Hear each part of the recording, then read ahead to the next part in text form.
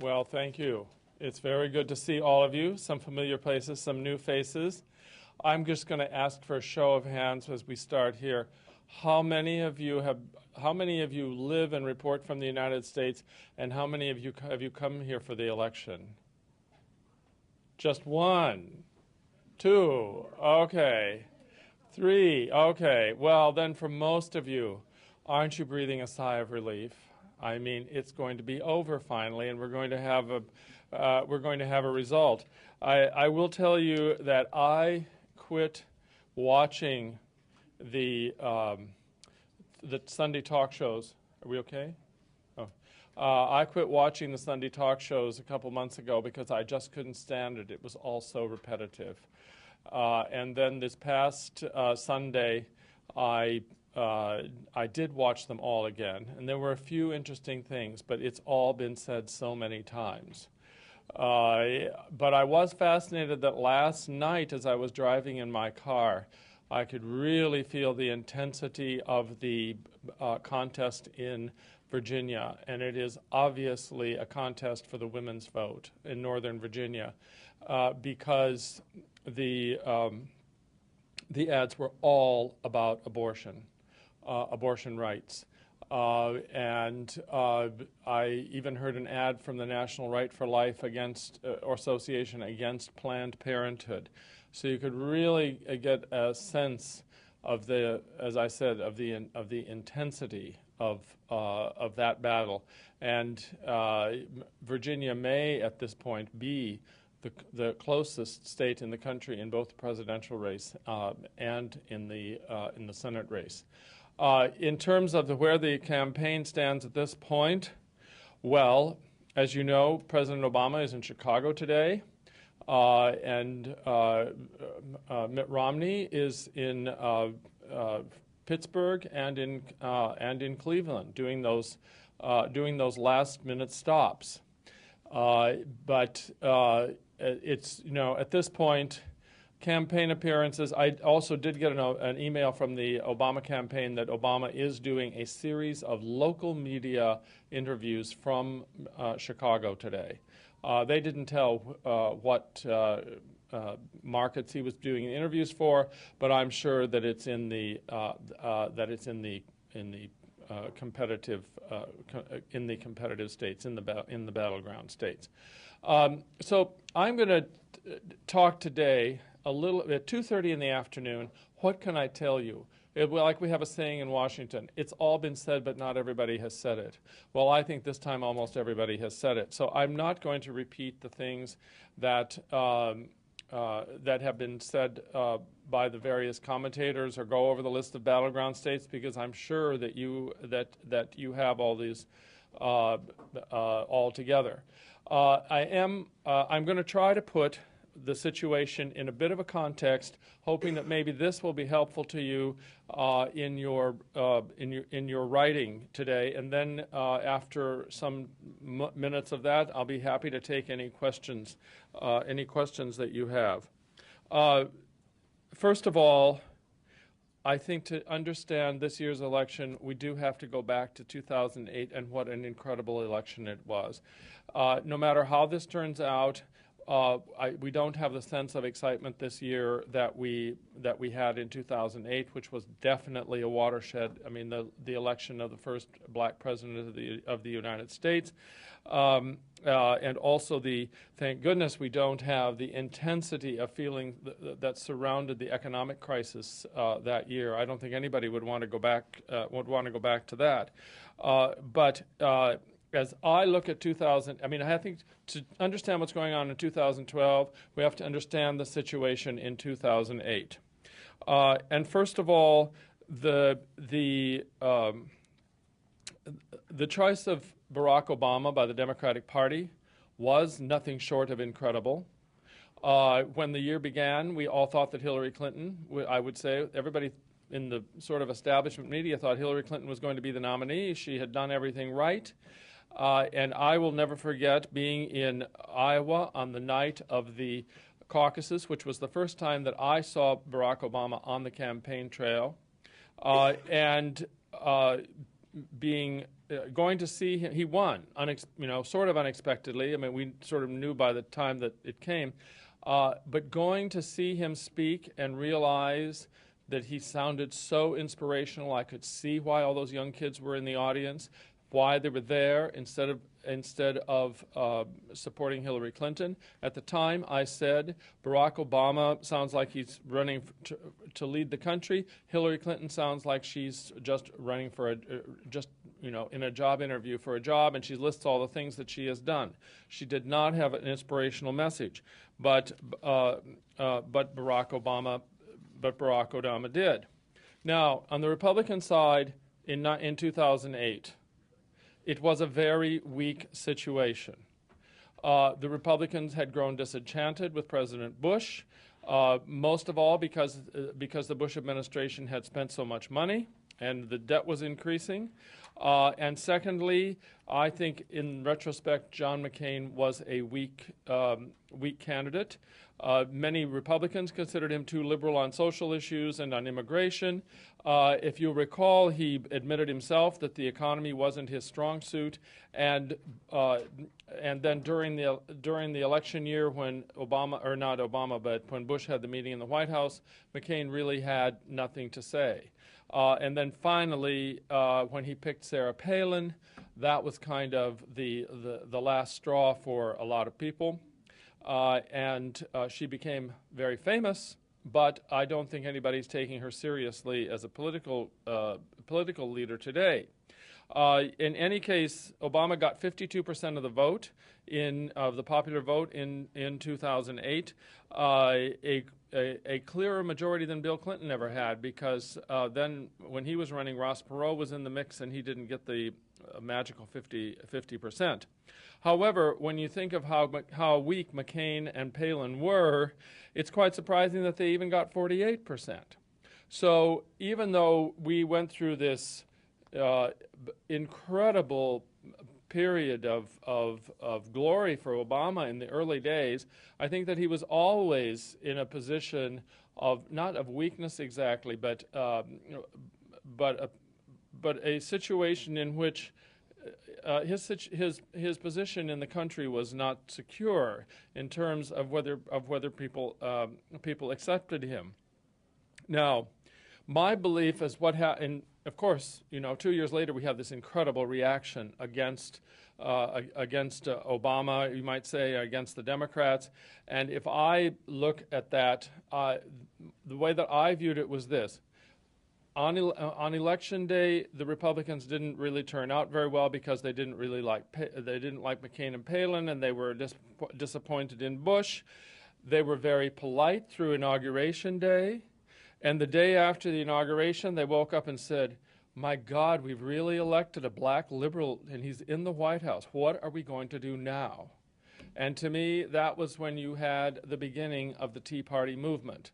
And it's still something that is hard to define, although I think you could pretty much know that it is the right wing of the Republican Party as it has long existed, but come back in a new form with a new level of excitement, and yet, in the first 2 years of the Obama administration, it was an incredible period of policymaking. If you remember the passage of the Dodd-Frank Financial Services Bill, of Obamacare, of the end of Don't Ask, Don't Tell in the military, I personally also covered two areas in food and agriculture which were very important, which were a new food safety a bill called the Food Safety Modernization Act, which is to increase food safety for fruits and vegetables and things other than meat, and secondly, the Healthy Hunger-Free Kids Act, which improve the nutrition that children get in the schools. Now, of course, if any of you are following this these days, we've had a reaction against that, and some right-wing Republicans are using this in the election, although not very many. But there are people who are saying that the kids aren't getting enough to eat in school. At the same time, of course, the reason that these new rules were put into effect is to try to deal with our very severe obesity problem in the country. But what I'm coming to here is that the fact that there has been such a strong give and take, I don't think should be shocking to people. The United States has done some radical things in the last few years. We've elected a black president. We finally passed nearly universal health care. And I think that if you look in any political period in which you have a very strong reaction, a strong change, you're going to get a reaction, and that's what we have experienced in this country. And I do get frustrated when I find articles that are written sometimes by foreign journalists, not necessarily people who are living here, but people who are resident in their own countries, who believe that somehow the United States is falling apart, or there shouldn't be any controversy over these things. These are controversial things, and they are hard, I think, for any society to go through. And so I think that that has been the situation. And with the situation we're in with today. And this leads me to make my major point of today, which is that no matter who wins tonight, this country is going to remain very politically divided and almost equally politically divided. And graphically, the best way that I could tell you to understand this is if you take the map of the United States and you create an L, starting with Montana and North Dakota at the top, going down south to the bottom of the country with the exception of New Mexico, and go to the right. That describes the conservative section of the country. But then there is a second way in which you should, if you can, look at the difference between conservatism and liberalism, and that is that if you can get a hold of a map that shows you the votes by county or by region, and then you would see that within each state you would have this split, but maybe not each state, because there would be a few like Kansas and Nebraska and North Dakota where you probably wouldn't even have a blue point. But within most states, you would have the rural area of the state red and the urban area of the state blue. So, of course, the other side of this L is that on the two coasts you have the blue area, you have the Democratic area, the liberal area. It's really a split between the more sophisticated, more cosmopolitan coasts and the center of the country where change is slower. But then within even the blue states on the coast, you still have the conservative areas in the rural areas, but within the red areas, you also have these cosmopolitan centers, and so it is this incredible split. Now, I think that we will work this out over time, that there will be more of a consensus about the future of the country, and that part of the split at the present time is one of age. Even if you talk to evangelicals who are generally so conservative have been so conservative on everything, you can find evangelicals who are very concerned about the environment, because they view that in God's terms. You know, it's God's earth, and it should be well taken care of. And at the same time, even among conservatives, there is much more acceptance of gay rights, and certainly in the military and gay marriage, than you ever would have thought. Because more and more gays have come out to their conservative families, and the families have had to deal with this, and once they deal with it, they don't find it as shocking as they did beforehand. But on the abortion issue, we still have quite a split, and one of the odd things is that younger women do not seem to be as concerned about abortion rights as older women. But the older women say that's because the younger women have always had the right to abortion, and they've never really had to think twice about it. So these are still unsettled issues, and I think that we will be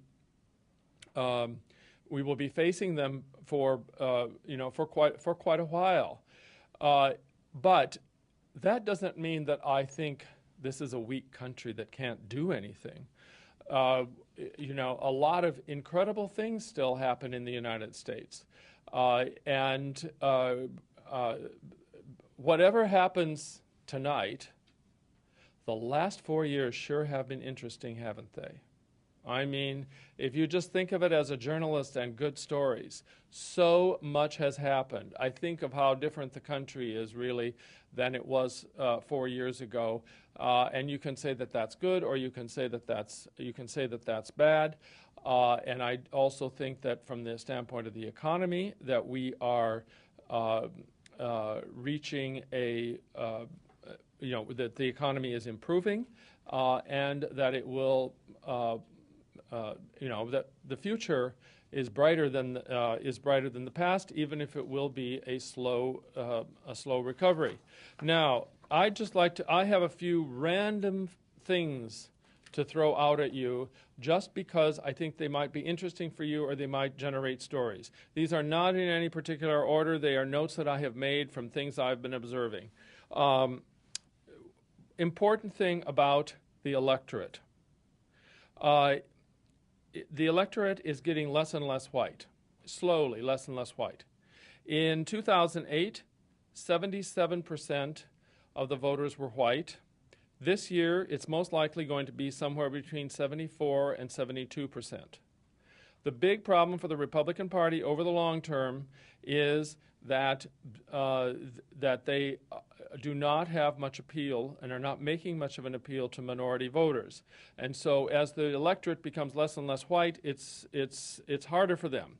My National Journal colleague Ron Brownstein noted on Sunday that that Romney is counting, if he were to win, that 90% of his vote will be white.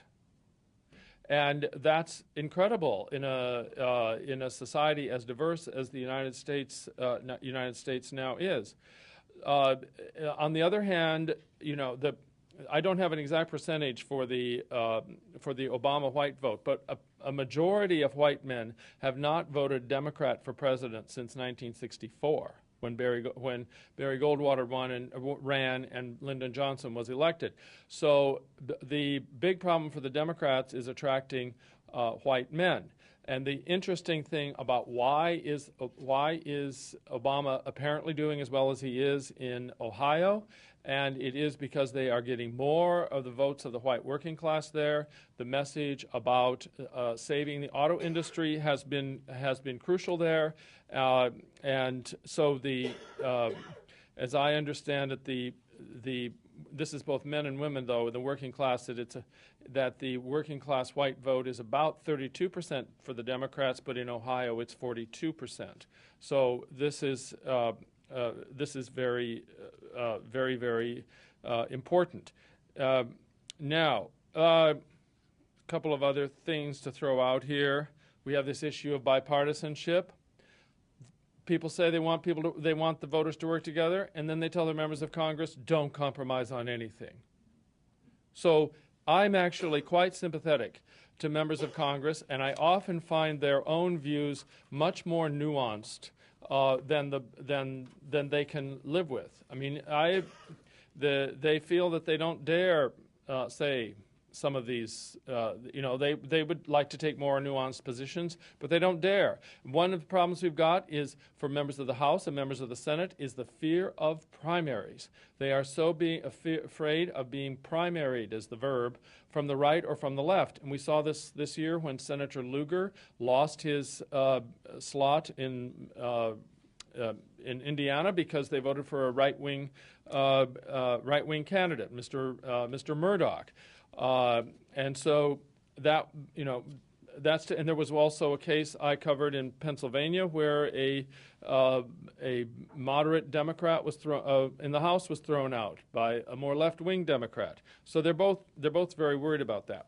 Just to mention here on the Electoral College, which is controversial to a lot of people, there's of course the argument that it's possible once again we could have a president who gets the Electoral College vote but not the popular vote. That might happen. We will see. But one thing you should keep in mind is the Electoral College does shift with the census. So the Electoral College votes have moved to those states where population has gained. Another point I'll make here related to that is the campaign being focused on these battleground states has actually made the campaign quite diverse. Because if you think of the battleground states, Ohio, Nevada, Colorado, New Hampshire, it has forced the candidates to deal with a wide variety of states. But in the end, the issues actually this year have been mostly very national. They have been about the character of the two candidates. They've been about health care. They've been about the economy in general, the auto industry. But there has been campaigning throughout the country, which is, I think, a very good thing. To emphasize my point before about the country being divided, the two parties and the two candidates are going after very different electorates. They're trying to turn out different people. So in the end, tonight, it really depends on what the get out the vote effort is really like. The Democrats maintain that they have the stronger get out the vote effort, and I think that's why you've been seeing most of the polls showing that it's more likely that that Obama will win. And I will, at that point, I will tell you also that I don't have any exit polls today, but I did talk last night with a consultant for the AFL-CIO who says that they believe that they are fine in Ohio, Wisconsin, and Nevada. And if Obama wins those three states, it will be almost impossible for Romney to get the 270 votes he needs for the Electoral College. But the consultant did also acknowledge that as of yesterday, Pennsylvania was even. And so that you could see why Romney went to Pennsylvania the last day and why why I went to Ohio today. So anyway, sort of Pennsylvania is the new state to watch. The other issue, the reason why Minnesota has come up in recent days is that Minnesota has a gay marriage initiative on the ballot, and it is believed that that will draw a lot of conservatives to the polls more than usual. Although I think the Democrats are fairly sure that they will hold Minnesota for the president. Let me see if I have any other points here that I want to make.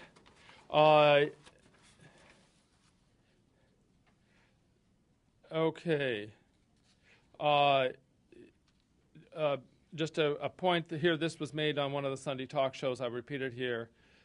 The Obama campaign is depending on its skills at getting out the vote, while the Romney campaign is going more on enthusiasm. So nobody is saying that the Republicans have the get out the vote structure that the that the Democrats have,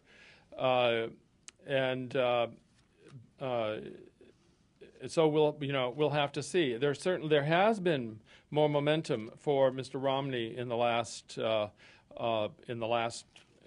few weeks, but I do want to make a point about the debate, that first debate. A lot of people have said the election just depended on that debate, and the whole thing is that President Obama did not respond well. I think that even if he had responded well, that Mitt Romney's performance in that debate was so good that it would have projected him anyway, and then you have more of a buildup through the advertising, etc., bringing Mitt Romney to the center. It's important to remember that Mitt Romney was elected the governor of Massachusetts, one of the bluest states in the country. So no one should have had the idea that he did not have an ability to appeal to middle-of-the-road voters. He obviously did have that skill. And I think that this campaign would have gotten tight even if President Obama had performed better in that debate. So I just wanted to make that point because I think it's just gone completely overboard. The analysis that one debate did everything, although there was an audience of 67 million people. That's it's hard to do anything to compare with an audience of 67 million people. So as I think I should stop here and let you ask questions. I'm going to throw out a few things. Okay, if Obama loses tonight, I will bet you that we will suddenly have a whole bunch of stories of the wonders of the last 4 years. So think about all the things that happened in the last 4 years. You may need to write about them. If Mitt Romney wins, I think we will probably have a lot of stories about hope and what would actually happen if he becomes president. What will the economic policies be? But I also think that we will then plunge into a whole lot of stories about if Obamacare is repealed, what next? Because health care has been, except for this large-scale debate over whether Obamacare was good or not, it's been off the table for the last 3 years, or the last 2 years. All this, remember, if you go back to 2008, all the stories we were doing about people who didn't have health care and all the problems that caused, well, then we will be going back to those stories because nobody knows what the future will be. So looking forward, I think that those are a couple of the things that you could look at. And gee, I wish it were 9 p.m. and we could really talk about what's happening, but it isn't 9 p.m. So I hope that gives you a little bit of context, and I'll be happy to take questions. If you want to ask a question, please wait for the microphone and state your name and media organization. No, it's over here. Okay. My name is Jean-Pierre Leroy for the Voice of America, the Creole Service. I have a two-part question for you. First, you can sit down. Okay, the first question is, why is the battleground stage so important, so key for the result? And the other ones, did the ads make a difference this year? Mm-hmm. Okay. First of all, why are the battleground states so important? They're so important. The battleground states are so important because those are the ones in which the voters may go either way. We also call them swing states. We're living in a country in which a large group of states are solidly Democratic and another group of states are solidly Republican. So in the end, the election depends on about these 9 states that haven't made up their mind. So that's why the candidates have have concentrated on those. For example, as I understand it, there has been no no advertising in the presidential campaign in California. Can you imagine that entire huge media market with no political advertising? Now, have the ads mattered? I don't know. Just think of all the money that's been spent. They're saying now about $1 billion for each campaign. And I don't think that counts the advertising by the outside groups. I think the thing that probably mattered the most in the campaign was the discovery of Mitt Romney talking about the 47%. Now, that was secretly taped. But it was shown as a news item, and then it was also used in ads. So I would say that the ads, the ads may have had may have made a difference. But advertising is not as important in the presidential campaigns as it is in the campaigns for governor or the House of Representatives or the Senate. And the reason is that there's daily news coverage of the presidential campaign. In those other campaigns, there isn't daily coverage. So the message from the ads dominate what people know in those campaigns. Oh, okay. Thank you. My name is Haik Napetyan. My question is about... And where are you from? From Armenia. Sorry, Armenian okay. TV. So the question is about a difficult topic, which is the forecast. So Mr. Romney voted today in Belmont, Massachusetts, and he was the governor of Massachusetts. What do you think, given the fact that Massachusetts was, as you mentioned, a solid blue state, who will win in this state today, Romney or Obama? And also, if you could maybe split the percentage, the chances of candidates. Is it 50-50 by percentage, or is maybe 70-30 towards Mr. Obama? If you have any predictions in this regard. Thank you. Oh, boy. Yeah. Well, I don't think there's any question that Obama's going to win Massachusetts. It's a very blue state. And remember that when Romney was running in Massachusetts, he was pro-choice on abortion and was fairly liberal on gay rights, and he isn't so liberal on either of those anymore. So I don't think the people of Massachusetts will be likely to support him for president. You want a number, so I've learned the good thing about making these predictions in the middle of the afternoon is you don't have to live up to them. So why don't I just say at this point I'd give Obama 51% nationally. How's that? It's about as close as you can get. You're calling them, right? Betty, right there. Thank you. Betty Lin of the World Journal. What kind of role will Paul Ryan play during LAMDOC as chairman of the Budget Committee on Fiscal Cliff? And also, what would his relationship be with John Boehner should he lose one of the elections today? And will we see moderate Republican candidates in the future? And also, one last question is the potential appointment of the Supreme Court justices. Thanks. What's the question about the Supreme Court? Like about should either of the candidates be elected, and what kind of different Supreme Court are we going to be expecting? Okay. Well, first of all, about Paul Ryan in the lame duck session, as the chairman of the Budget Committee, he plays a very important role, not just because of the chairmanship of that committee, because the thing about the budget, which was his budget, passed the House of Representatives, but it never passed the Senate. So therefore, it isn't a real budget. It has no power.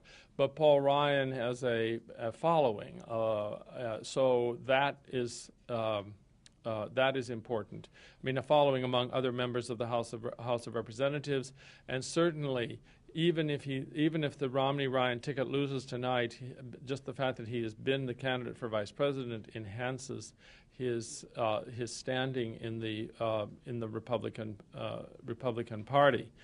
In terms of the lame duck session and the fiscal cliff, the most important thing that's happened is that John Boehner has said he doesn't think that this problem should be solved in the lame duck. It's too big a problem. Now, I'm working on a story that's going to come out later this afternoon in my Hagstrom report that I write about agriculture that points out that the expectation is there will be between 75 and 80 new members of the House of Representatives. And that is not because there's going to be a big party shift. That's because so many people have retired, some people got defeated in their primaries, and also new seats have been created. So on one level, I could see a push to do lots in the lame duck simply because when these new people come in, they're going to have a learning curve. They're going to have to be educated about the issues. And so I think it's going to be hard to do things right away unless they are willing to take direction from the House leadership. And maybe John Boehner is hoping that they will. You know, if they're young and green, maybe they'll be more likely to take his orders because he has a very hard time running the House of Representatives with his split Republican party. You asked several on the Supreme Court justices. I can't name names, but the main difference is the question of whether the justices are pro-choice on abortion or right-to-life types. And of course, if Obama is elected, the presumption is that they will be pro-choice. They would support Roe v. Wade if a challenge comes up, and on the Republican side, the opposite. But of course, the thing about Supreme Court justices is that they're unpredictable. I mean, just look at John Roberts. You know, the Republicans are furious with him for upholding the Obamacare law. So it's always hard to predict exactly what Supreme Court justices will do. And, Right here. One last question was whether there will be any moderate Republicans. Oh, moderate Republicans. Well, I think if Romney loses, the right wing of the party is going to want to move the party farther to the right. The difficulty with moderates in the Republican Party now is that so many of them have left. They've either become independents, or they have become Democrats, or they've died. So it's hard for that party to move. But I'll tell you when a political party moves is when it gets tired of losing. And if you look at the Democratic Party from 1972, when George McGovern was the nominee, they didn't really get serious about changing themselves, moving to the center until Bill Clinton was running. We did have the Carter presidency, but that was something of an accident because of Watergate and the fact that Nixon had left office and the people would not forgive Gerald Ford for pardoning Nixon. And so then Carter was in for 4 years. But then by the time that Clinton was running, the Democrats were really sick of being out of power. And they were determined to have a more appealing message. And that would be a question of when the Republicans reach that point. Right here. Yeah. Hi, Yashwant Raj from Hindustan Times, India. Going forward, if Obama wins tonight or tomorrow morning, whenever the results come in, or in the next few days, or the next few days, will he have an easier time with the Congress this time, this term? Because the last term was tough for him. Do you see the relationship change in the next term? Thank you. I don't think a president ever has an easy time with Congress. But the way that the Republicans have acted in the last 2 years has been unusual. I would not say that Obama had an easy time with the Congress in the first 2 years that he was in office. He had a tough time. Yeah, but then the Democrats were in charge. But still, you had this competition between the congressional members of Congress and the White House over over who was in charge, and you got into these battles over how big the stimulus package should be, how Obamacare should be constructed. So I don't think it's ever easy. But what you're asking is about this extreme relationship. There is another thing that can happen in politics and in government, and that is that members of Congress decide they want to govern. And when they do that, they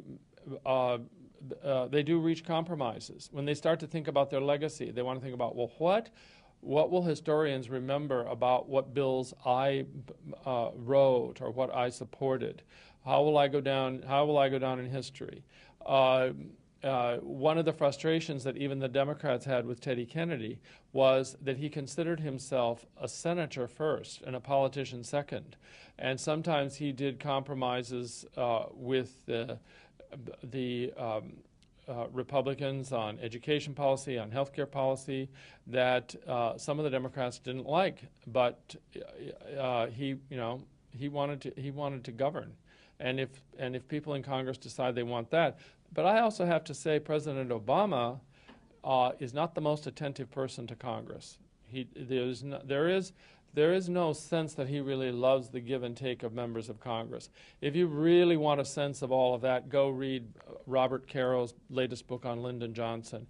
That shows you really a president working with Congress, going back and forth, making sure a bill gets through, inviting them down to the White House for lunch, cajoling them, doing all of that. That is not Barack Obama. He's a different person. Right here.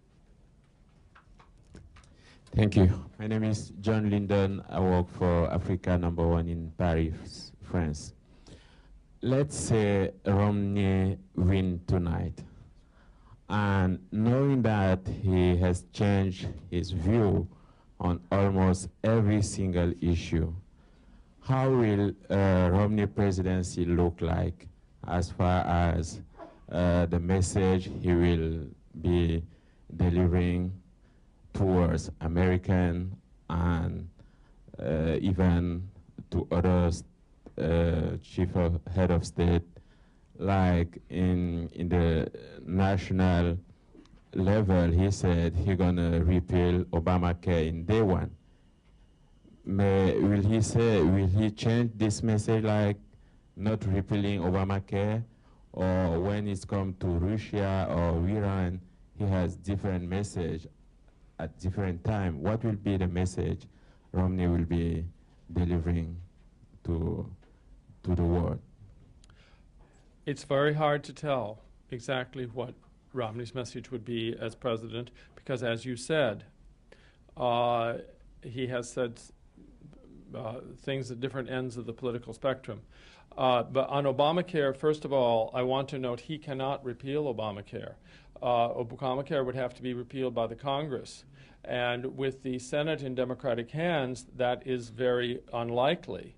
At the same time, nobody is thinking that the Republicans are going to take control of the Senate. So I watched this weekend, and I haven't read or found a single analyst who thinks that they will get the seats that they need. The other part of on Obamacare is that, of course, it was Romney who put the a similar health care program into law in Massachusetts. So there is a kind of behind-the-scenes assumption that he is not going to want to get rid of everything, and it would be a protracted battle. On the other issues, the only thing I can say is that you have to look and see who he appoints to the cabinet, what signals those cabinet appointments give him, but give his administration. But we'll just have to see. But we go through this always with every new president. It isn't that unusual to not know what the president's policies are going to be right after the election. Right there. Thank you so much. This is Yasmin Saidhani from L'Akhbar Daily newspaper at Egypt. On foreign policy, you've just mentioned that it will be important to wait and see who is gonna Romney is gonna be cooperating with if he will win tonight. My question is, do you expect any extent of influence that is going to be opposed by the new cons or Bush's advisors, the advisors of President Bush in the Romney's administration on foreign policy? Thank you. Well, I think the guiding factor in foreign policy is that the American people are war weary. So it doesn't matter who is in office, whether it's Obama or Romney. The appetite for more interventions is, I don't think is there. The neocons will definitely be pushing. One of the hard parts about predicting what Romney would do on foreign policy is that he's been a governor. He doesn't have any background in this. He doesn't have it's not so much he doesn't have a background, he doesn't have a record. So it's very hard to tell. We faced the same situation really with George Bush, and you could say with Obama also when they came into office. A great deal of foreign policy, however, doesn't change. I mean, in the sense that the issues, the problem parts of the world don't change. And I'm sure you know that from all of your reporting. So they still have to deal with the same problems. And I would say that the ability of the United States to influence these events is not as strong as it was when the United States was so dominant and other countries were so much poorer. But as other countries get richer, they are less dependent on the actions of other countries. Last question, right here. Oh, we have to take two. This one and the one at the back. Okay. I won't talk long. Okay. Thank you so much. My name is Begoña Cortina with Uno TV Mexico. I was wondering, because you said before that the Congress people basically do what the Jewish population tell them to do regarding bipartisanship and collaboration, which is basically don't do anything that the other party wants to do. But still, it seems to me that both candidates acknowledge the fact that collaboration actually is pretty important, and we saw that after Sandy hit the East Coast with Obama and Chris Christie side to side, and the President of the United States regaining momentum with that kind of collaboration message, and also Mitt Romney going back into the States, into the political arena, and actually talking about collaboration again. So I wonder if, how much of a collaboration need or a collaborative, I don't know, like how much do you feel that the U.S. population or the U.S. people feel that the collaboration in the Congress is really a strong need, something that needs to be pushed forward in order to get legislation through? I don't know if my question is well explained, but... No, you have, but I actually want to shift my comment a little bit, because to some degree, I think what these voters on the left and the right don't want bipartisan rhetoric. They want them to stand on one side of the abortion issue or the other side, or on other issues too. A lot of times when it really comes to very serious legislation that the public doesn't understand, I mean, tax policy, for example, or trade policy. We did finalize 3 trade agreements in the last 2 years. So it isn't like there can never be cooperation. And it would be very surprising to me if we do go off the fiscal cliff. So the Congress does cooperate except when they think that they're going to have to pay a political price for it. So I think you can still see cooperation and collaboration, but now, yes, now we will. You mentioned Hurricane Sandy. There are already people, I'm getting the emails already, people saying in the lame duck session they have to pass more money to rebuild the Northeast. And of course, this is something where Mitt Romney said, "Oh, we shouldn't be doing this. They can do it locally." But in the whole history of the country, we have never been able to do that. That is when you need the resources of the federal government. And you know, when you talk about Chris Christie, there are people who say Chris Christie cooperated with Obama because first of all, he knows he needs federal money for the rebuilding of New Jersey. Secondly, he needs to get reelected in 2 years, and that is going to depend a lot on the rebuilding. And third, he wouldn't mind running for president in 2016, and he can't do that if Mitt Romney is president. So you can see all sorts of reasons for collaboration there. One thing, though, that I wonder about on this issue is when you get to the when we get into this about Hurricane Sandy and it being in the Northeast, it's so blue and the House is so red. Are they going to be willing to vote for aid for the Northeast? But it will be very important to remember that the Northeast voted for aid for Hurricane Katrina, which was in the South. So we'll see. That's always been the way it's been before. You always vote for this. And I'll take that last question. Quick. And I promise that I will be done. much. It's 3 minutes before 3:30. I promise I won't go over. Thank you very much for the possibility. My name is Dagmar Benešová, World Business Press Online, Washington. My question is, one of the scenarios that is going to be discussed and raised right now is the scenario that Obama and Romney have the same number of electorates, same number of votes, that at the end it will be the House who will decide about the future president, and that the scenario is there is a Republican president and Democratic VP, or vice versa. How could this scenario influence the further development in Washington, economical changes, and also at the same time, how likely is going to happen this tonight or in another days? Thank you very much. Well, I still think it's very unlikely that this is going to go to the House of Representatives. That would be obviously a really incredible development, and I have to say that since I have not thought about that, I can't answer the rest of your questions. So, Thank you. anyway, thank you very much. So good to see you again. Our next briefing.